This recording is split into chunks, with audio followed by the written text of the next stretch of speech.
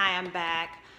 Just took a little break to get some water and make sure that my son didn't need anything.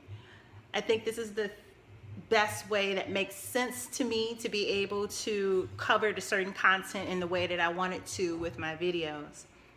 I talked about in a previous video about a depression that came over me the early part of this year, January.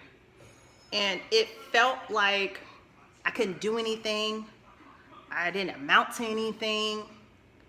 That I wouldn't get out of where I was. All the things that happened. I didn't feel deserving of those things, or I didn't think that it was just my karma, because I would like to say that for the most part, I've been a very good person and a decent person to people. So I didn't think it was anything like that. But I did feel that way. I would get up in the morning. I actually have a beautiful view out of my bedroom window. And it's actually facing the skyline based on where I live. And I could see the Sears Tower or Willis Tower and the buildings, and it's beautiful. But I used to stare out of that window, a blank stare, where it was just like I didn't know what I was supposed to be doing when I got up.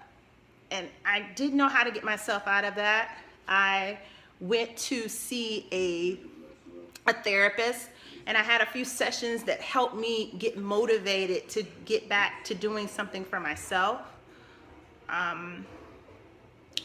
There might have been a part where I don't know if there's any, I haven't researched it. I didn't even take the time to research it even before getting on camera to speak about it, because as a healthcare practitioner, I should be able to know some of these things, but because it's about myself, one of the things we tend not to do is to diagnose ourselves. We let someone else do it.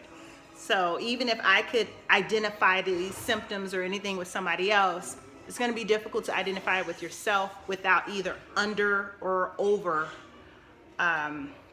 embellishing it, maybe, for lack of a better way of saying it.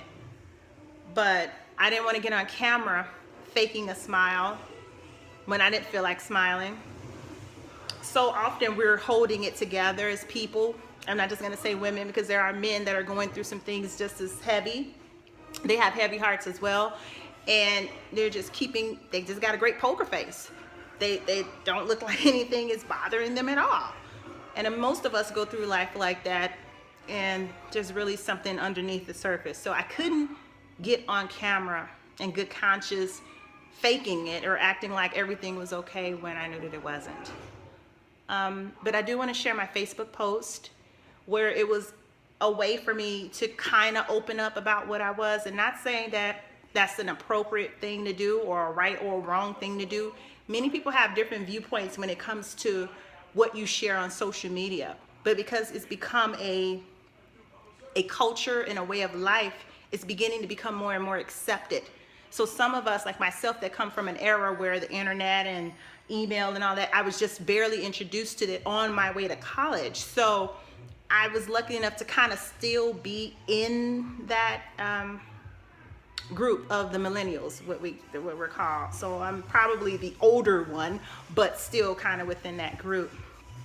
So I'm going to read the Facebook post, and then I'll talk on certain parts of it, because obviously I didn't want it to get too long, and it was long, and I didn't think anybody would even read it. But I was actually overwhelmingly surprised that the people who did read it and responded to it.